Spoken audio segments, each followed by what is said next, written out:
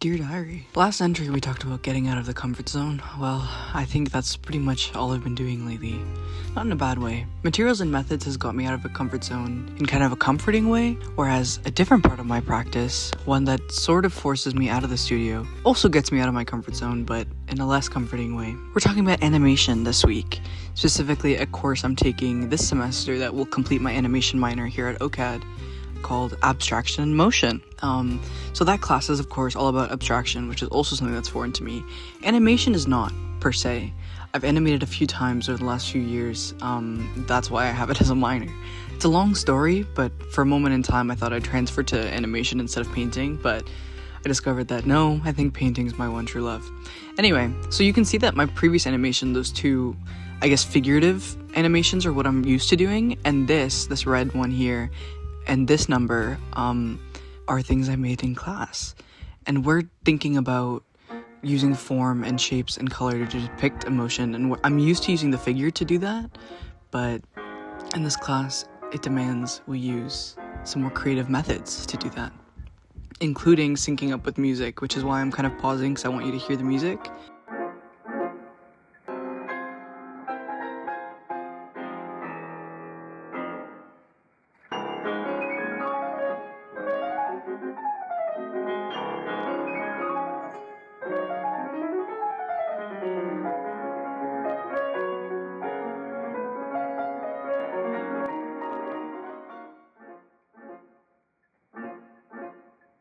So we're using music to build our own kind of notation systems, and we're also getting introduced to material and thinking about things other than just digital animation, which is what I'm used to using in the past to create real narratives, you know?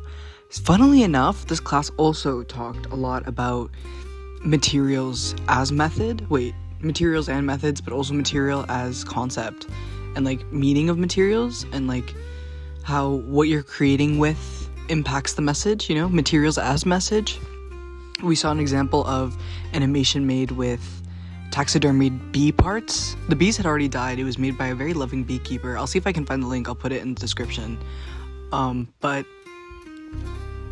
they made their own like kind of processing film and essentially developed this ecological system of animating that incorporated bee parts, but also like ecological sensitivities to talk about the disappearance of bees, and that's why it used bee corpses, you know? But again, things that had been harvested like environmentally consciously because that supported the message that I was making. That made me think a lot about my work, and what exactly I'm using. Like, you guys know I've been using turmeric a lot, so that's kind of been informed by these readings and this research of materiality. Like, acrylic paint is really just plastic, and that's a bit of a conflict I have, but I don't like oil. Like, in this animation I'm playing with oil and turmeric, and like I was telling you guys that turmeric turns red when it's exposed to basic substances. I put hand sanitizer on it and it turned red, and then when I added acid again, it turned back yellow, and that just gave me a very, like, that feels like very colonial, you know, like sanitizing being red and bloody. And I was talking to a friend of mine in the studio who's exploring a very similar concept, Dara Galbraith. So there's a lot of multi-layered experiences that are happening here, and I think these kind of experiences are echoed throughout my practice. Speaking about layers and echoes, another component of this class, I'm just showing you the experiments I've done throughout class because I feel like it's accidentally informed so much about my paintings. But this project was essentially you just had to make a still in response to a song, and the song playing in the background is what I've got playing for you now. And the song was actually made by my teacher's partner, which I thought was really cool. He's a musician. Silver Pools, Fallen Ash is the name of the song, but it really stuck with me. So what I decided to do for my final project was make like layers of paintings, literally. So like I filmed 5 different time lapses in 5 different layers and then layered them on top of each other for the final video, and I'll show you guys that in the end. But as we're just looking at layers of paint, like, it was just really interesting. Like, I've always wanted to animate with paint, but I've never gotten the chance, or I should more say, like, I never had the will to properly. It takes a lot of effort, and it's very strange. Like, the way I paint is very free, so having to step back with every stroke and take a picture was kind of strange. It felt kind of weird, yeah. And I felt like it broke my flow a few times. I also forgot to take pictures sometimes because I would get so immersed in the flow, which then in turn broke the animation. And thinking like in an animator's mindset, like I don't know if you really realize how different it is until you do it, but you have to think in frames and timing. It's very different to the way I specifically approach painting, but I think that's been good for me. Thinking about mapping out motion, and I even think about this in my paintings now, like tracking motions of the eye, or like using the human eye to manually animate. Like if I put a bunch of dots in a row, or like a bunch of dots in a circle, your eye will follow them, right? And you kind of animate the picture in your body. I like that idea. So I've been thinking a lot about motion outside of animation as well. But in animation, like getting the chance to bring what I love into like this usually such a digital space was interesting. Playing with sand earlier as I was doing was really interesting. Sand and turmeric, which I'd also brought into my painting practice. Like, you know, I've just been doing a lot of experimenting, and I still feel like experimenting strangely in a field that I thought was completely unrelated ends up being related somehow. Like it ends up connecting to my practice. So that's really awesome. I truthfully believe kind of everything's connected. We've talked about this with Hinduism, with everything. Like, I guess it makes sense that only my work is the same way. I kind of think I want to continue working interdisciplinarily for that reason. Like, I think if I stay on one thing too long, it gets stale. Like, I feel the same way with my paintings. That's why I work on multiples. I would love to sit with just one thing and master it forever. Like, I've tried doing that, but it seems like my work just gets worse when I do that. Maybe I'm just meant to be in constant motion and in constant flux. Abstracted motion, you know? But yeah, like I'm looking back at these marks now, and at the time I was really hard on myself and I really hated this. This is not even the final, by the way. I'm just showing you the dissected layers first before I show you the final, which is coming up now. But I'm actually really loving the dissected layers too. And now that I have this footage, maybe I'll try to re-edit it. But there were a lot of issues that came up with when I was editing the final, so I'll talk about that after you watch it.